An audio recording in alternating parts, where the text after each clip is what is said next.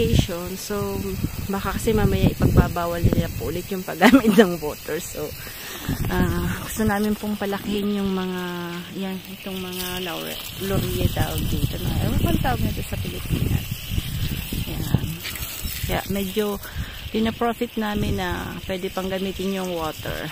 Kasi pagka hindi na pwedeng gamitin, hindi na nila yan binubuksan na po. So, kasi nga dito, hindi masyadong umuulan. So, bawal after magdilig. Tapos, iba namang lugar ng France, sobrang tubig. Sabi ko nga, sana ano po sila, no? Yung flowing yung water all over the France. Kaya lang, syempre, dati dapat ganun yung gagawin. Pero malapit na sana dito sa south, no? In the middle, nasa ano na po siya eh. Parang sa Montpellier meron na rin. Ewan ko. But anyway, hindi nila tinuloy kasi dati yung mga taga-south ayaw nila ng ganon. But anyway, ngayon kung hindi na umuulan, gusto na nilang may ganon na nga. Parang yung canal is from north hanggang dito na sa south. Kasi sabi ko nga maganda, di ba? Lagi pong umuulan sa north. So at least abundance din yung water sa south. Ngayon gusto nilang gawin. Kaya lang ngayon, di ba, masyado nang mahal yung yung mga materials, yung hindi gaya nung noong araw. Mga prisoners lang yung pinapagawa nila, di ba po? Anyway. Pero meron naman kaming yung munti naman madalas umulan. So, hindi naman ganun talagang tuyong-tuyong gaya ng desert na na wala talagang water. So, pagka ito po kasing water na to yung irrigation, we just pay 60 euro yearly na po.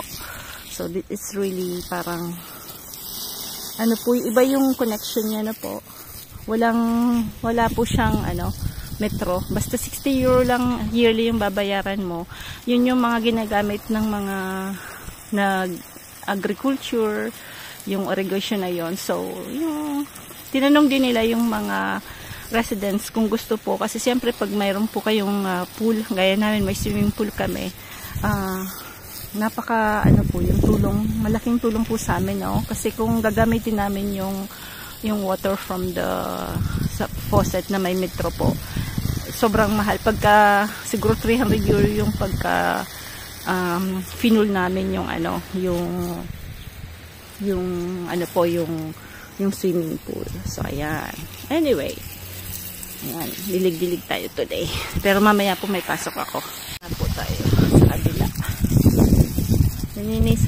Lininisan dito ni Frank na po. Ako naman doon sa kabila. Tapos nung isang araw dito, tapos doon, lininisan niya po yung paanan nito. So, ang bilis pong magdamo, in fairness. So, yun po yung pag-gardening talaga dapat. Po kayo. Tag nito, lagi po kayo talagang, talagang you love it. Yung pag-garden, no? Yung hindi po kayo keming hawakan yung putik-putik, yung ganon. So, yung makakat yung hands nyo, kasi ganun talaga pag-gardening. Ang sarap naman po yung pagka yung naalagaan nyo yung lumalaki na, namumulaklak. Mga roses natin, ang daming bulaklak. Yan. So, dito lang po sa nakupupesto, yung dininisan ni Frank kahapon na po. Yan. Daming bilis din po kasi ditong magdamo. Ayan, dami nating kahoy. Kaya hindi po ako masyadong makapag-outdoor. Gawa ng ang hangin po. Hindi po pwede akong dito magluto sa labas. Kasi sobrang hangin. Ayan.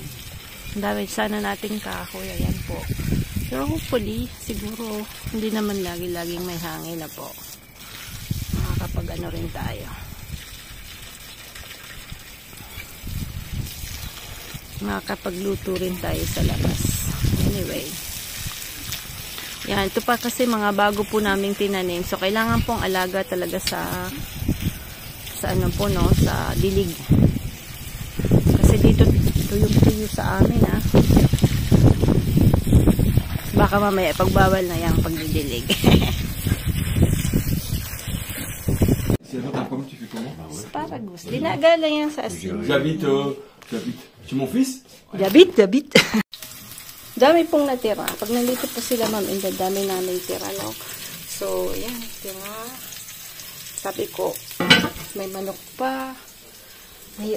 Ngayon pong panahon na to, dapat wala po tayong tinatapon na po. So, gagawin ko po, papansitin ko po yan. Pansit na sutanghon. Ang maraming gulay. Yung gulay na to, yung ito po, nabili ko to sa ano namin, sa Soperep. Maliit na tindahan na po.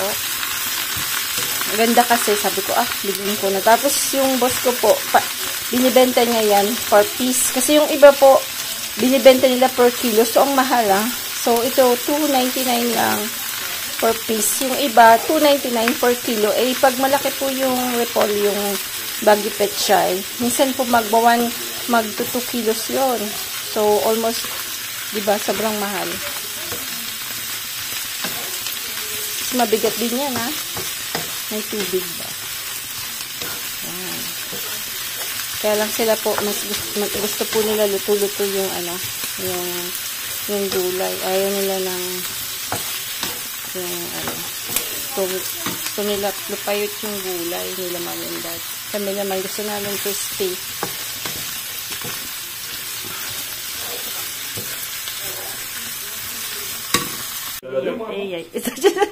Tu as lavé, moi? Non. Si, oui, si. Yan na po. Papi, il joue avec ce truc. Yan na isa tanghon natin na po. Ayan. Hala.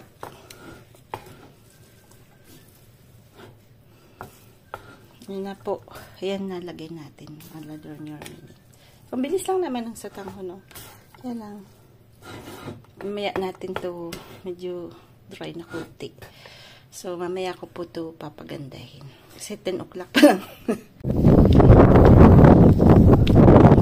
Tingnan natin yung mga roses, no? Ito po yun. Ito po hindi to advisable. Huwag kayong bibili pag may, may swimming pool. Hindi naman namin yan nagamit. Na 400 euro lang kami. But, no. Ha? Ayan na po yung rose. Tingnan nyo po kung gaano kaganda. Ayan. So, po, alaga ko lang po siya sa dilig kasi nga inuulit-ulit ko po. Dito sa amin medyo mahirap yung tubig, no.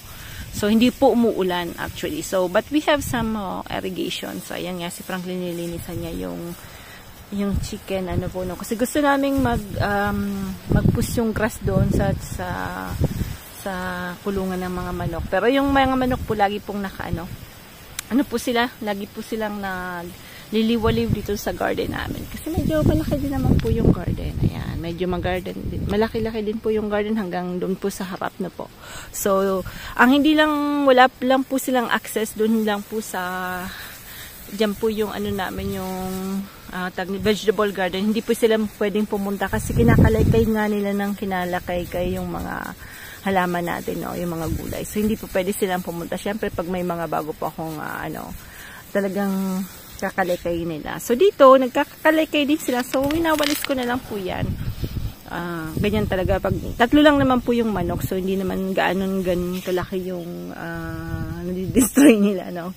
So, winawalis namin yung mga ipot. So, pampataba rin po yan. So, yung dito po sa roses namin, lalagay ko po nung tain ng manok. Then, after yun nga, yung sa coffee, yung sa grounded coffee po, hindi namin tinatapon yun, no. Then after yung eggs ng eggshells, then after yung banana peel. So kina-crush down ko po yun, tapos yun po yung pinalalagay ko sa mga halaman ko po. So tingnan niyo man po kung gaano kaganda. Ang dami pong bulaklak. Then after tumutubong yan, iniita ko po yan. Mamaya iitakin natin yan, no. So ayan. Yan si Guaping. Guaping! Salita ka naman, Guaping. Ay! Timungkog na to. At side ko lang buka. Hindi niya naman alam. Anyway, yan na po yung ating roses. Doon, marami ding roses. Bumili pa kami ng climbing roses. Lalagay namin dito sa part na to. So, kailangan namin bumili ng something para mag-crawl yung roses in this side. So, we're hoping na by June po hindi na po ako mag-work. So, ang kontrata ko po hanggang end of May na. So, we're planning something to put here. Dalawang rose po. So, climbing roses po yun. Yung maganda po yung roses ng mga English na ano po, no? Tag nito, variety ng roses. Kasi they're very, tag nito, medyo ano po sila sa lamig. Yun lang po yung pwede namin ilagay dito kasi windy. Then at the same time, yung roses po kahit medyo hindi nyo po diligan kasi that time na wala po kami dito, hindi yan na diniligan ng mga roses. Kasi yung 2 years na pong nasa, ang tawag nito, 2 years na pong nasa home for the aged yung matanda na nakatira dito. So, tingnan nyo man po kung gaano, almost mamamatay na po siya. But you can, sabihin nyo matanda na yung roses, wala ng pag-asa. No.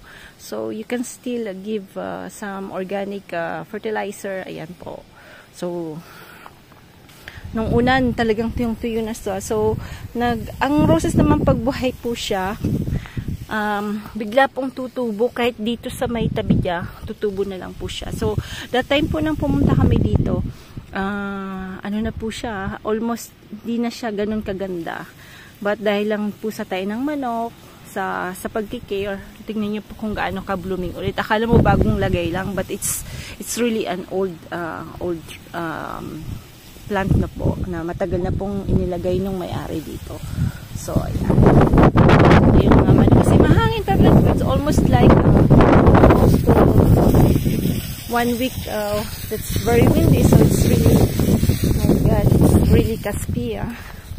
Caspi the wind. But, it's, ganun po talaga yung, the region is like that. So, it's always, almost windy. But, I think this time, it's really,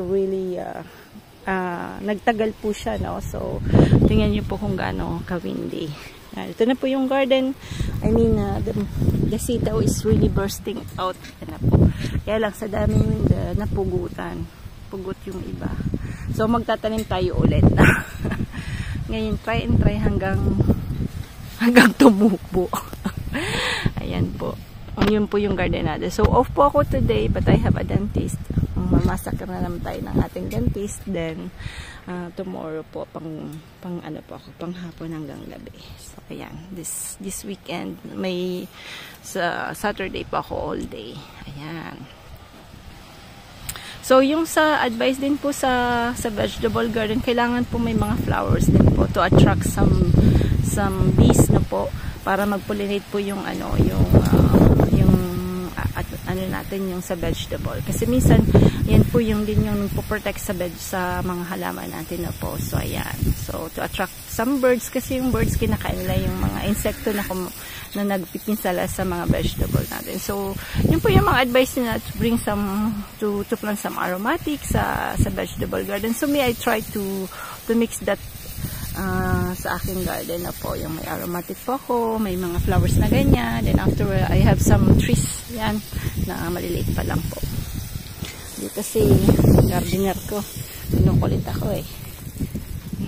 Yan nung dumating po kami, parang ano yan, nagiging parang tree din siya, no? Parang malaking arbos, parang ganito na po.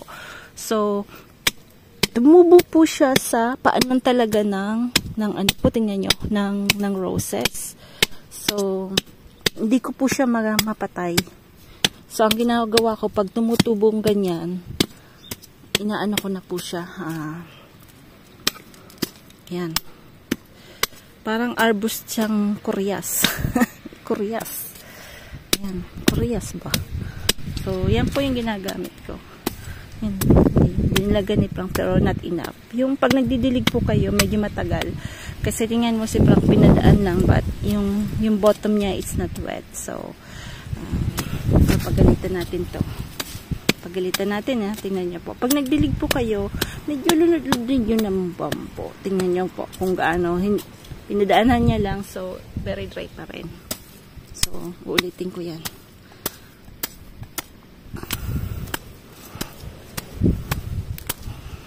Yan. Dapat po yung paanan po ng mga roses ninyo, dapat po wala po. Kasi siyempre nakukuha nila yung sustansya, no po. So, ganyan po yung ginagawa ko.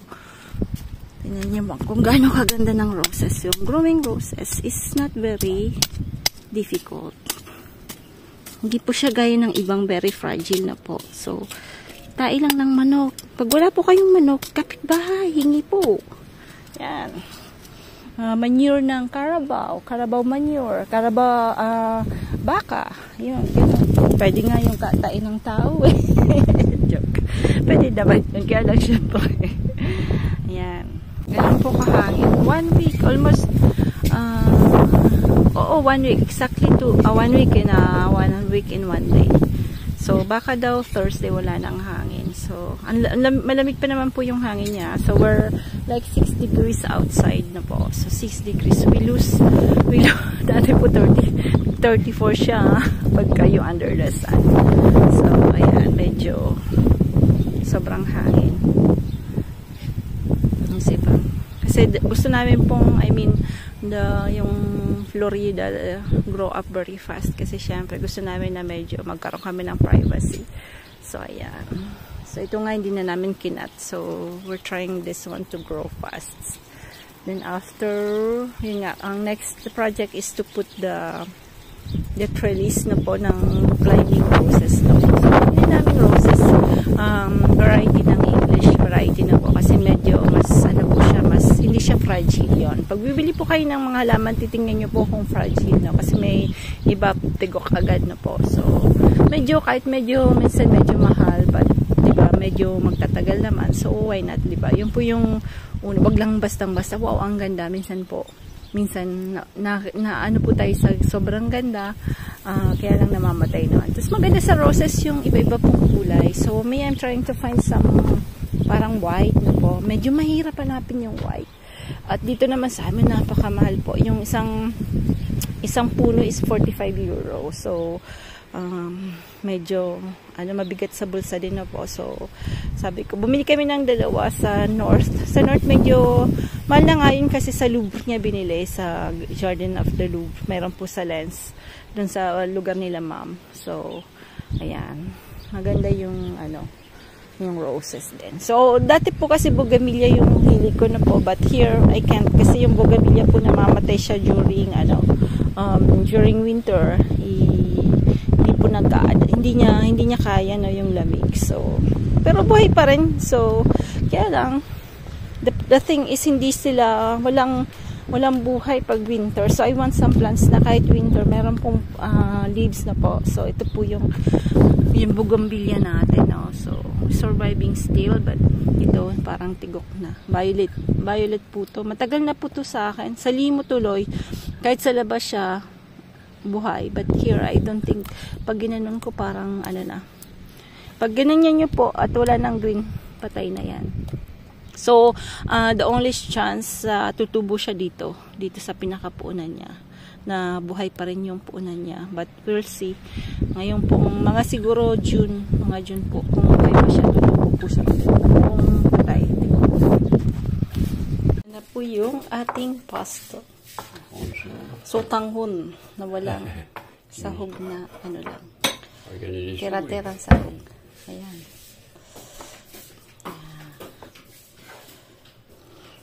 Basta may gulay.